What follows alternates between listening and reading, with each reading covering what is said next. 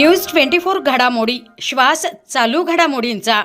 पारनेर विधानसभा निवडणुकीत आता फक्त तिरंगी लढत। अपक्ष उमेदवार संदेश कारले यांच्या प्रचारामुळे विरोधकांनी घेतली धास्ती।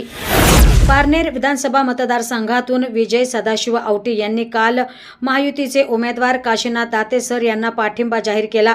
त्यामुळे पारनेरचे राजकारणाचे वातावरण चांगलेच तापले असल्याचे चित्र समोर आले।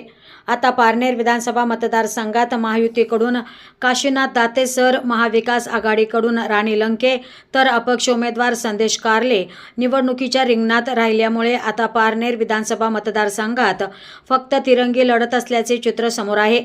त्यातच संदेश कारले यांच्या प्रचाराचा जोर पाहता, सर्व घडामोडी पाहता अपक्ष उमेदवार संदेश कारले यांनी प्रचारात आघाडी घेतल्याचे चित्र समोर आहे।